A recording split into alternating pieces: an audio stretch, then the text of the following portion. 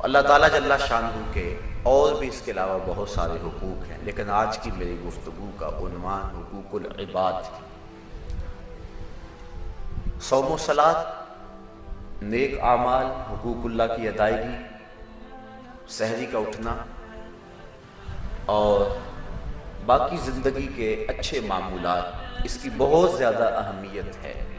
لیکن اگر کوئی شخص حقوق العباد سے کوتاہی کا ارتکاب کرتا ہے تو وہ شریعت کے نور سے اور شریعت کی برکتوں سے اپنے آپ کو محروم کر لیتا ہے۔ حضور علیہ السلام کی خدمت میں ایک خاتون کا تذکرہ کیا گیا جو کثرت صوم و صلاۃ کا مزاج رکھتی تھی، نمازیں بہت زیادہ پڑھتی تھی، روزے بڑے رکھتی تھی۔ فرمایا اس کا ہمسایوں کے ساتھ سلوک کیسا ہے؟ عرض کی ہمسایوں کے ساتھ اس کا سلوک اچھا نہیں، کہا وہ جہنمی ہے۔ اور ایک عورت کا تذکرہ کیا جس کی نمازیں اور روزے تو معمول کے تھے لیکن ہمسایوں کے ساتھ اس کا سلوک اچھا تھا، فرمایا وہ اہل جنت سے ہے۔ تو حقوق العباد کو خاصی اہمیت دی گئی ہے شریعت اسلامیہ کے اندر۔ والدین کے حقوق ہیں،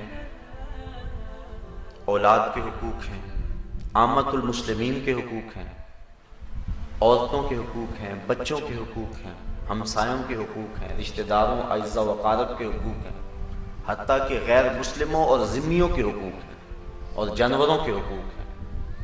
اسلام نے ہر چیز کو واضح اور کھل کر بیان کیا ہے، کوئی امر مخفی نہیں رکھا۔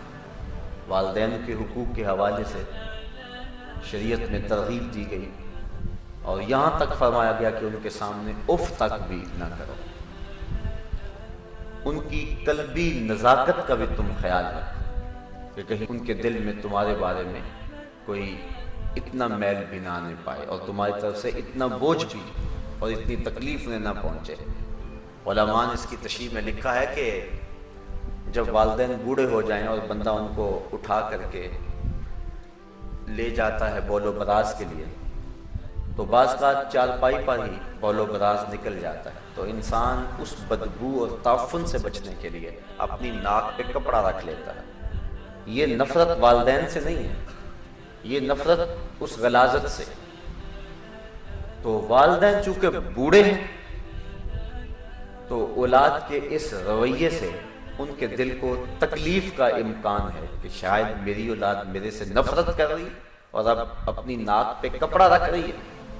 تو علماء نے لکھا ہے کہ اپنی ناک پہ کپڑا نہ رکھو، تکلیف سہ لو لیکن اپنی ناک کو نہ ڈھانپو، چونکہ اس سے والدین کو چونکہ تکلیف ہوگی تو اس چیز کا بھی لحاظ اور خیال رکھا جائے۔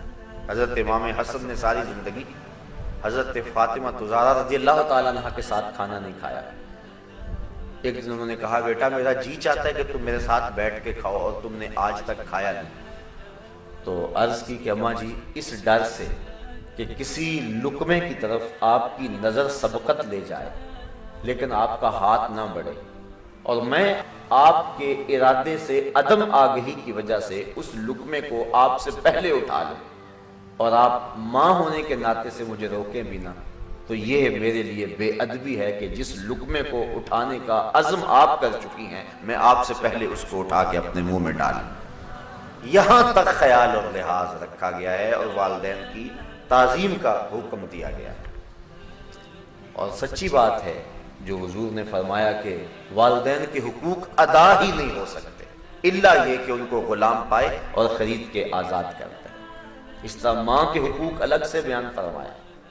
ایک صاحب پوچھتے ہیں حضور کی بارگاہ میں کہ میرے حسن سلوک کا سب سے زیادہ مستحق کون ہے؟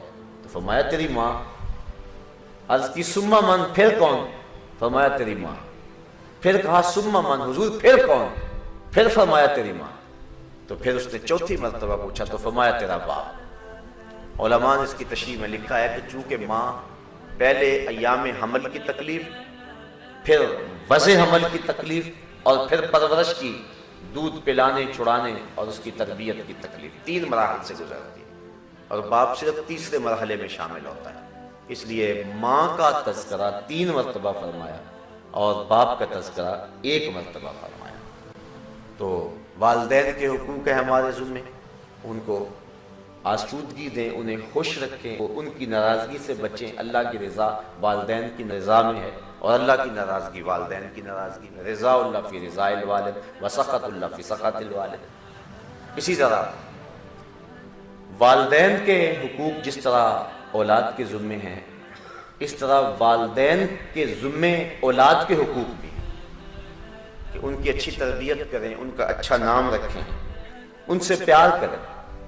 حضرت امام حسن رضی اللہ تعالی عنہ کا حضور نے منہ چوما تو اقرع بن حابس التمیمی، جو کہ اپنی قوم کے سردار تھے، وہ پاس بیٹھے ہوئے تھے۔ جب اس منظر کو انہوں نے دیکھا تو کہا حضور میرے 10 بیٹے ہیں، میں نے تو کبھی ان کے ساتھ یوں پیار نہیں کیا۔ حضور نے فرمایا من لا یرحم لا یرحم، جو رحم نہیں کرتا اس پہ بھی رحم نہیں کیا جائے گا۔ تو ترغیب دی اس بات کی کہ اپنی اولاد کے ساتھ اس نے سلوک کرو، اپنی اولاد کے ساتھ پیار کرو، وہ تمہارے پیار کی طالب ہے، تمہارے پیار کی بھوکی ہے، تم اسے پیار دو، اس کو محبت دو، ان کا اچھا نام رکھو، ان کو دین سکھاؤ۔ 5-7 سال کے ہو جائیں تو مسجد میں انگلی لگا کے لاؤ، 10 سال کے ہو نماز نہیں پڑھتے تو ان کو مار کے نماز پڑھاؤ۔ ترغیب دی گئی، ان کے بستر الگ کر دو، وقت پہ ان کی شادی کر دو، ہر شے بیان فرمائے۔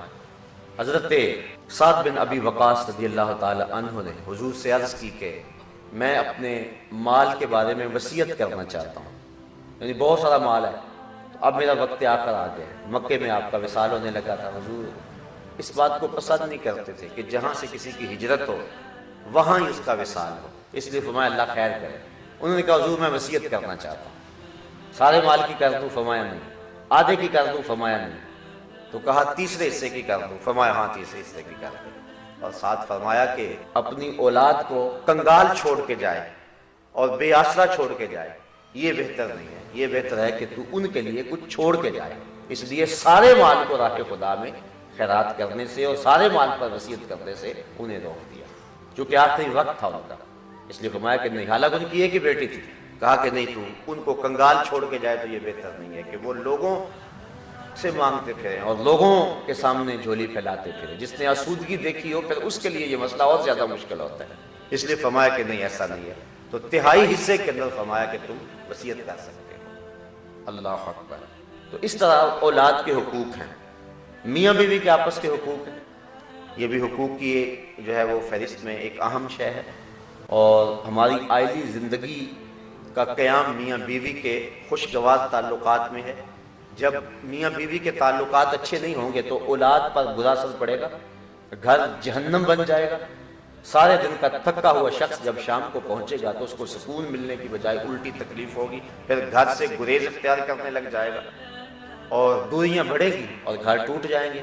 اس لیے حقوق بیان فرمائے۔ اور ایک بڑی خوبصورت بات ارشاد فرمائی کہ اگر تمہیں بیوی کی کچھ چیزیں ناپسند ہیں، کچھ عادتیں تمہیں پسند نہیں، تو اس کی کوئی ایسی عادتیں بھی تو ہوں گی جو تمہیں پسند ہیں۔ یہ کتنی بڑی بات ہے اور گھروں کو جوڑنے کے لیے کتنا حکمت آمیز جملہ ہے۔ اور اس طرح بیوی کو کہا کہ اگر اللہ کے علاوہ کسی کو سجدہ جائز ہوتا تو میں بیوی کو حکم دیتا کہ وہ اپنے شوہر کو سجدہ کیا کرے۔ یعنی کتنی اہمیت ہے شوہر کی۔ حضور فرمایا 4 اشخاص ایسے ہیں جب مریں گے تو جنت میں جانے میں کوئی رکاوٹ نہیں ہوگی۔ ایک وہ شخص جس نے ایسی سچی توبہ کی کہ گناہ کی طرف پلٹنا اتنا مشکل ہے، جس طرح تھن سے نکلا ہوا دودھ واپس نہیں جا سکتا، وہ دوبارہ گناہ کی زندگی اختیار نہیں کر سکتا۔ دوسرا وہ شخص کہ جس نے اپنے والدین کو راضی کر لیا۔